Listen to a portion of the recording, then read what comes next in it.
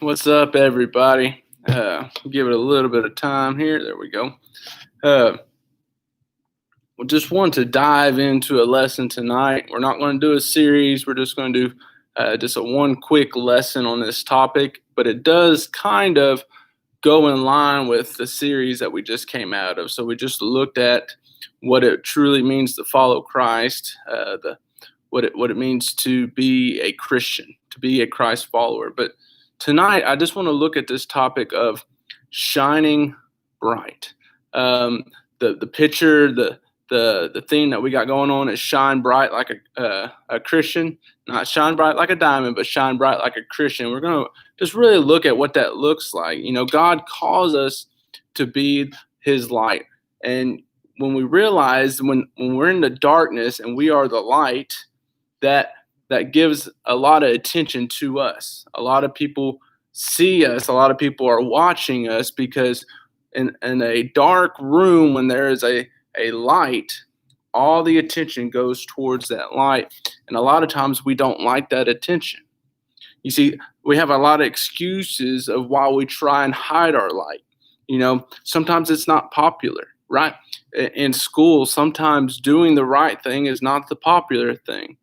Doing the thing that Christ is calling us to do might not bode well in our popularity at school, or we feel like we'd be judged for it. You know, this person used to live this sinful lifestyle. Now they're saying they don't want to, and they're judging you, thinking, oh, you're a hypocrite, or you think you're a goody good, and you have all these negative labels put on you. So instead of having these negative labels put on you, you decide, you know what, I'm just going to hide my light. Thanks, Zane. It's my birthday was yesterday, so thank you. 29 years old with some experience. So, you know, and another reason we don't like to let our light shine is we feel like we might be persecuted. We might, one day it might not be legal, right? And we want to hide ourselves. We don't want to stand up for our faith. You know, we're living in a very challenging time right now, where COVID-19 has caused us to restrict what we can do. You know, we haven't met in person for Shed since the mid-March. Okay, that's how long it's been. You know, I love being able to do Shed Live. I love the technology that we have, but I long for the day when we're allowed to meet back. And I promise you that we're doing everything we can to be able to meet back in person at church on Wednesday nights. So just bear with us, because one day soon, I have faith that we will be back here at church. But I just want to look at a text today that is an encouraging word from Paul. He's writing to the church in Philippi, and when he's writing this letter, he's writing in a very difficult time because faith was illegal. Okay, Christians, this was after the death of Christ and the resurrection of Christ, and Christianity was illegal. Family members were being separated from each other. Fear ran through the church. Paul has started this church, but now he's gone. And we know that Paul is writing to them because they are discouraged. They are living in fear. Can we keep meeting? Can we let our light shine during this time, because it's illegal? How do we do this? So Paul writes to them. He hears of their struggles, and he writes this letter called Philippians. So we're going to be in Philippians chapter 2, and we're just going to read about 4 verses, but we're just going to take it about a verse at a time and just look at what Paul is saying in this verse. So Philippians chapter 2, verse 12 says this: "Therefore, my beloved, as you have always obeyed, so now, not only as in my presence, but much more in my absence, work out your own salvation with fear and trembling." So Paul is both encouraging and challenging the church right here. He's encouraging, saying, look, y'all have done a great job. Y'all have have followed Christ's command. Y'all have done well while I was there. Y'all are doing God's work. But then he challenges them and says, now that I'm not there, even more you need to be doing God's work. You need to step it up even more. You've been doing a great job, so he encourages them first. But then he challenges them to step it up. He challenges them to keep doing what they're doing, but doing it even more. Being a brighter light in the community, being a brighter light in the church. And then he says to work out your salvation. And this text has brought controversy in the past. It's not saying your salvation is faith or is work based, but it's saying to work out your salvation, meaning if you have a relationship with God, it should transform you to where you're doing works of salvation, meaning that your life should reflect that of Christ's life when he walked the earth. If we're going to be followers of Christ, if we're going to be shining our lights for Christ, that means our lives should imitate that of Christ when he lived on this earth. So we have to work out our salvation. We have to be an example of Christ's love to everybody, right? Shining bright means living out Scripture. Okay?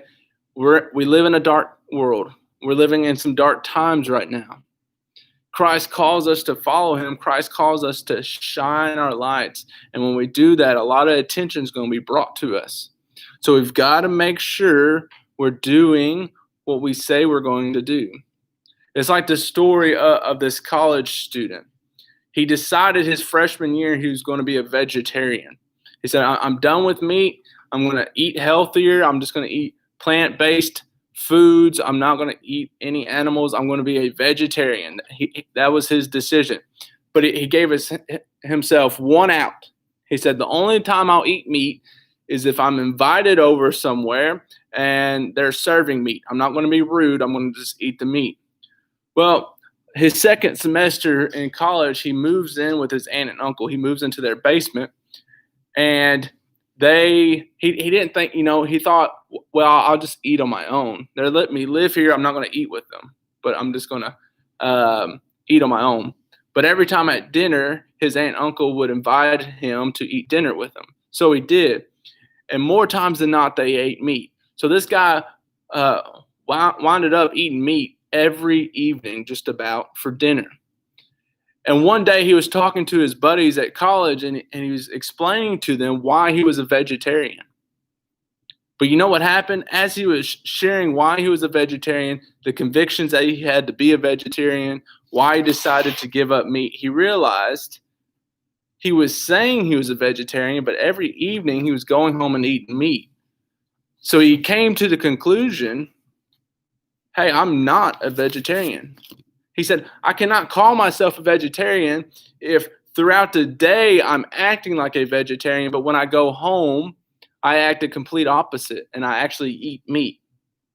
So therefore, he says, I cannot be a vegetarian. And guys, we have to be careful with what we say we are. We have to be careful what we're saying and what we're doing. We have to make sure those things match up. Because guess what? If you come to church, if you come to Shed, if you do those things and you say, I am a Christian, but when you leave the church, when you go home, when you go to school, you act a completely different way. On the outside, people looking at you, people observing how you're acting, they're not going to see a Christian. They're going to see a follower of the world, not a follower of Christ. And just like this guy said, I'm a vegetarian, but then he realized he wasn't because his actions didn't reflect that.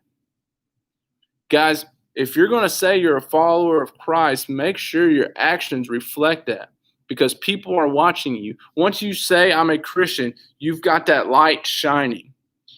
And when you walk through this dark world, people are watching to see how you react in different situations.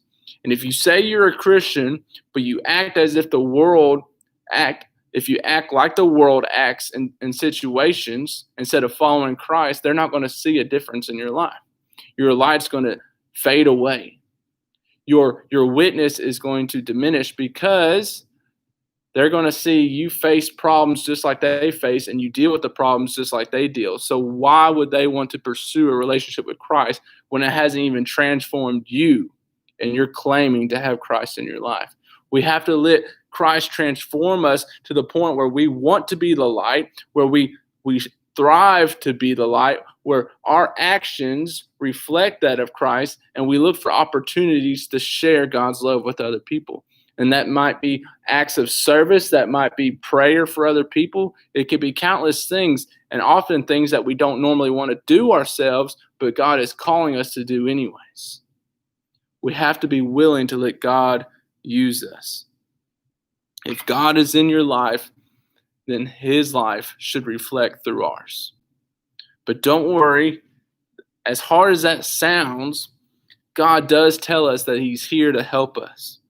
Philippians 2:13, the very next verse says this, "For it is God who works in you both to will and to work for his good pleasure." So what we see here is Paul is challenging the church to do more, right? Hey, you're doing good, but you can do more. But then he says, but don't worry. You don't have to rely on your own capabilities. You don't have to rely on your own ability. God has it in control. God is in control. Give it to him. Rely on him.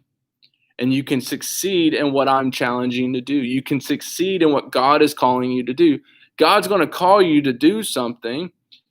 And often God calls you to do something so you rely on his strength, because he's going to call you to do something that you're not fully capable to do on your own. But he is.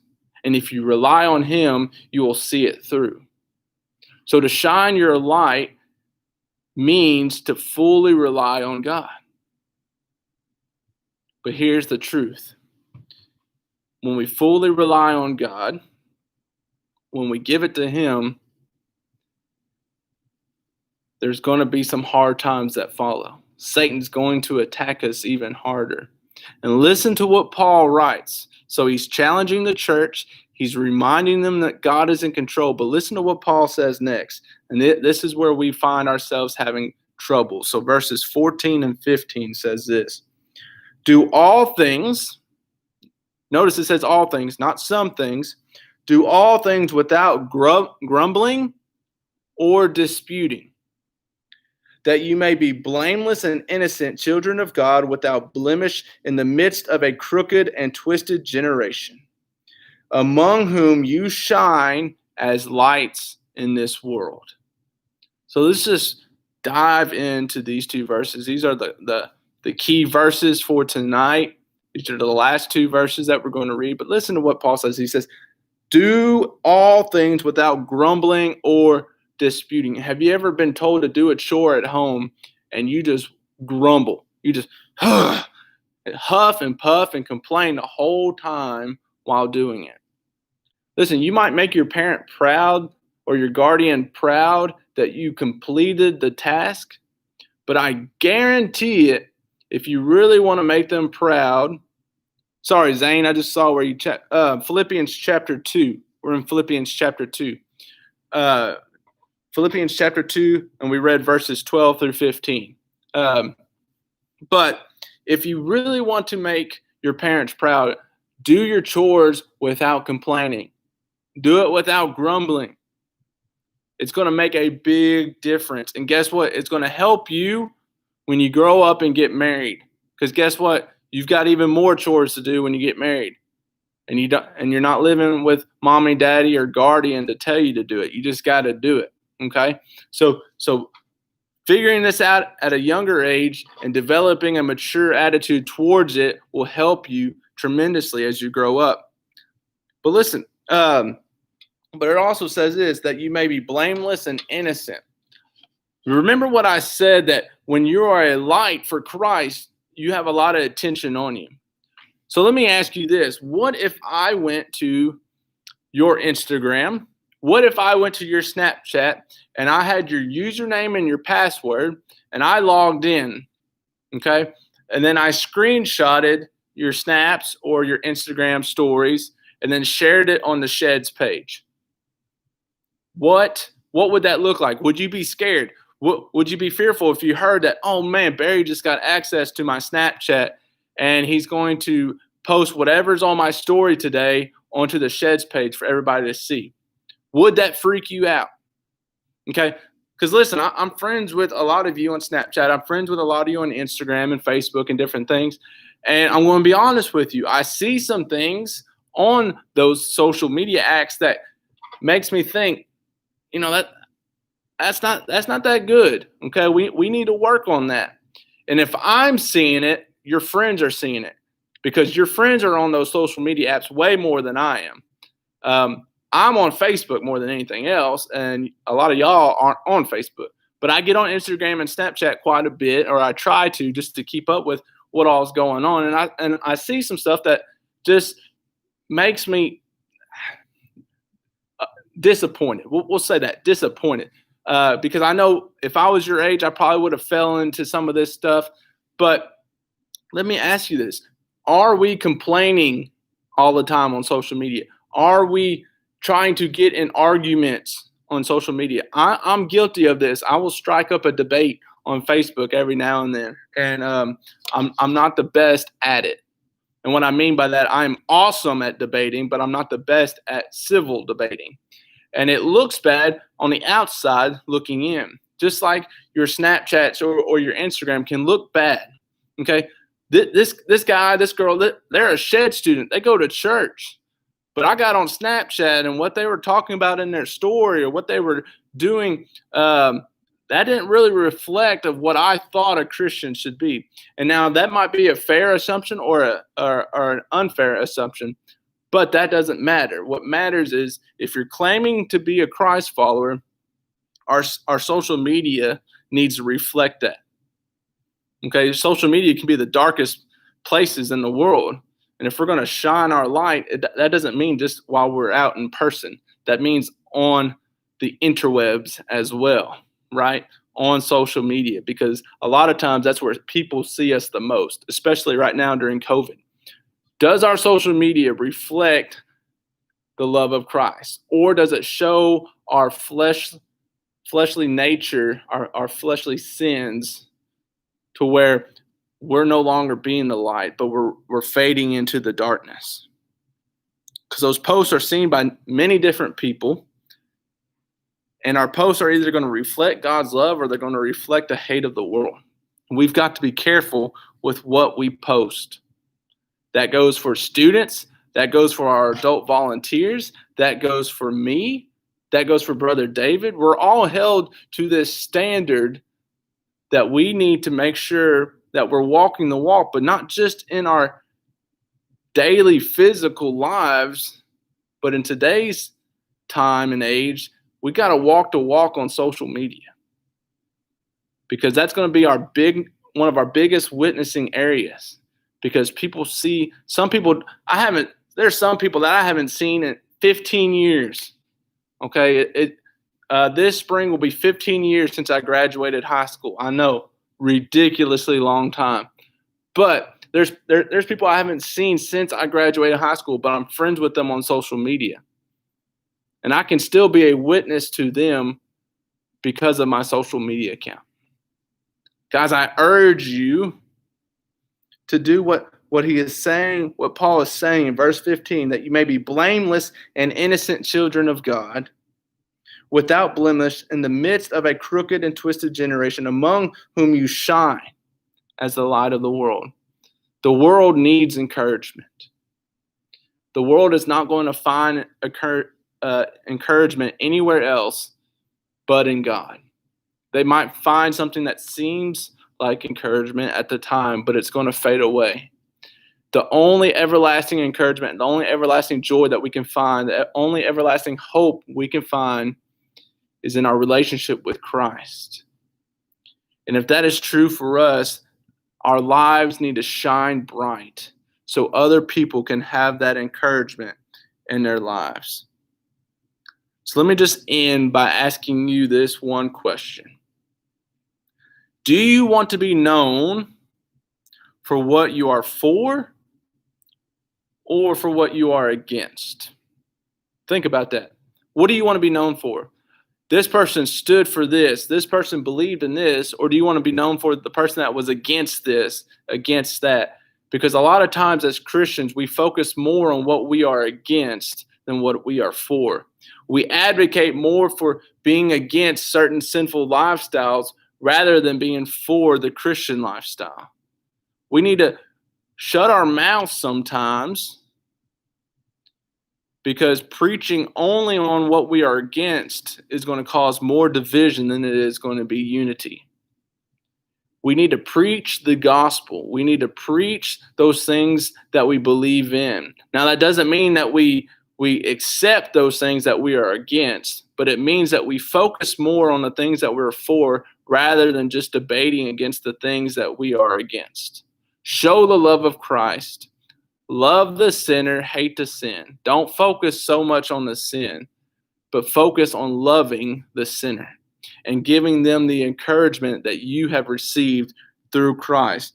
Paul had every reason to complain and be angry, but he chose to keep shining his light because Paul had been on both sides of this. He had been the persecutor, and he has been the one that's been persecuted, and he found joy in the times when he was being persecuted more than the times where he was persecuting others. Because the difference in those two scenarios in his life is when he was being persecuted, he had the everlasting love and joy that is found in Christ. And when he was the persecutor, he did not.